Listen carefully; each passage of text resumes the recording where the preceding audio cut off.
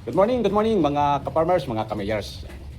So nandito po tayo sa ating munting babuyan dito sa 128 Little Red Farm at meron tayong iwawalay o magwawalay tayo ng ating 10 biik mula sa ating inahin. So ang ating i-content dito mga ka-farmers, ano ba ang dapat natin gawin sa inahin bago iwalay at ano ang ating dapat gawin sa biik pagkawalay o sabay ng walay. So yun po yung ating pag-uusapan dito mga ka-farmers. Ayan. So meron tayong sariling programa dito sa ating munting babuyan. So share ko lang, pero kung ikaw kaibigan o ka-farmers ay sanay na na sa ganitong aspeto ng pag-aalaga ng baboy, sa ganitong aspeto ng pagwawalay ng mga biik mula sa inahin, abay malaking katulungan ito, lalong-lalo na doon sa mga baguhan. At ikaw naman kaibigan, kung eksperto ka na, pwede mong ibahagi at i-comment sa ating comment section ang iyong maging karanasan. Ayan po, dito sa pag-aalaga ng baboy, tayo po ay sharing o bahagi kung anong meron tayo na pipiding kapulutan ng ating kapwa baboy ng kaunting kaalaman, ibahagi po natin. At dito si Kasumpit o si Mayor's Vlog ay yung kanyang kaalaman ay ibabahagi sa panahon ng pagwawalay. Ayan po. So yan mga ka-farmers, mga ka-mayors, tayo po ay tapos ng magwalay. At yun nga ang ating pag-uusapan, ano ba yung ating ginawa sa ating inahin pagkawalay ng mga biik. So ito, ating inahin mga ka-farmers, bago dumating sa panahon ng pagwawalay, ito ay atin ang nabigyan ng bakuna. Ano po? Yan yung programa natin bago magwalay tayo. Yung bakuna na nung say pagkaanak, edad na 10 araw, binakunahan natin ng anti-parvo o parvovirus vaccine na yun naman kanyang mga piglets ay isinabay natin ng bakunang anti-pneumonia. Ayan. So maganda po yung ating mga pamamaraan.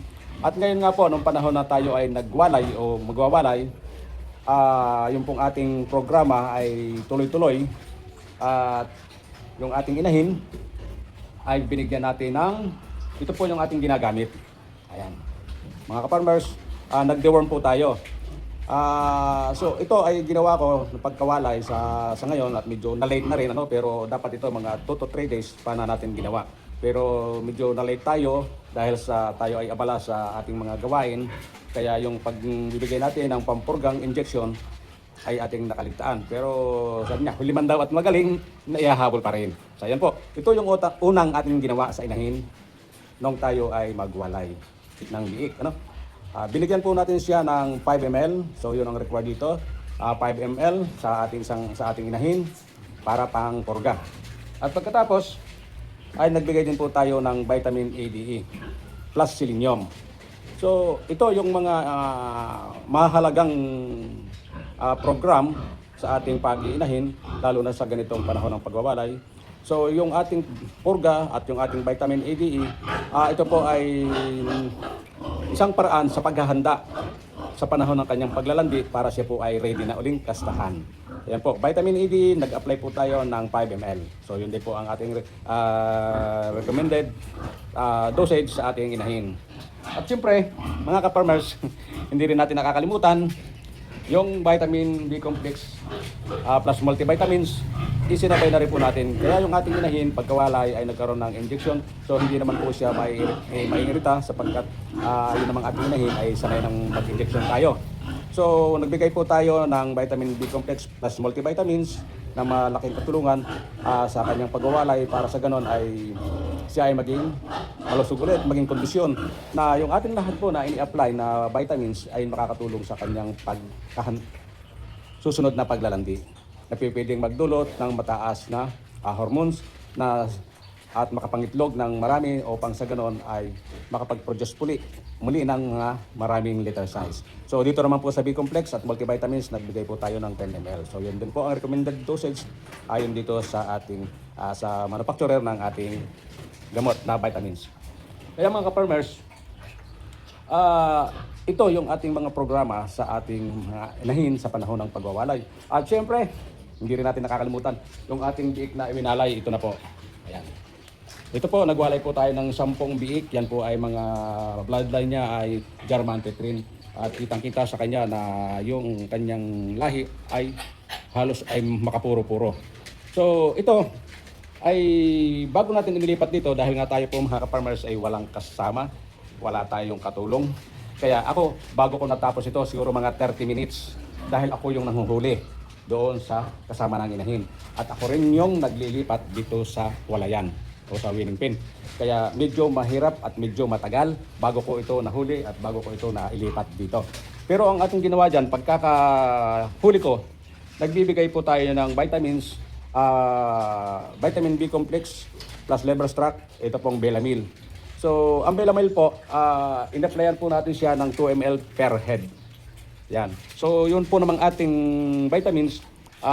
Kung ito man ay nagbigay kayo ng 1 ml, hindi naman natin sabihin kulang kung di sapat lang. Pero ang ginawa ko po rito, binomba ko na. Pwede naman po yun, mga binomba ko na ng vitamins ng Belamil. Binigyan ko sila ng 2 ml. Sapagkat ang vitamins po, wala namang overdose. Walang overdose yan. Hindi ko tulad ng ibang mga antibiotics na kapag na-over, yung pong ating mga biik ay pwedeng mag-collapse. Ayan po. So ngayon, mga ka-farmers, yung ating iwinalay na biik ay ready na sa palakihin. Pero ito mga ka-farmers ay mayroong pang kakulangan na isang bakuna. So ang gagawin natin dito, pag ito ay kondisyon na, nakakondisyon na ito, siya po ay ating i-deworm. Pagkatapos po ng pagka-deworm, siya po ay applyan natin ng yung tinatawag natin yung Pigres na 6-in-1 vaccine na siyang magbibigay proteksyon sa kanyang paglaki laban sa anumang uri ng mga karamdaman o virus o bakterya na nasa ating kapaligiran. Ayan po mga ka-farmers, nailipat na natin at salamat po at nawa po ay si Kasumpit o si Mayor's Vlog o itong ating 128 Little Red Farm ay muling nakapagbahagi ng kaunting kaalaman regarding po sa panahon ng pagwawalay. So, doon po sa mga expert na, mag-comment lang po kayo para kung ano pa yung inyong mga naging karanasan para sa ganun mabasa ng ating mga followers at mga subscribers nang sa ganun ay sila ay magkaroon ng mga panibagong karagdagang kaalaman lalong-lalo na po doon sa mga baguhan.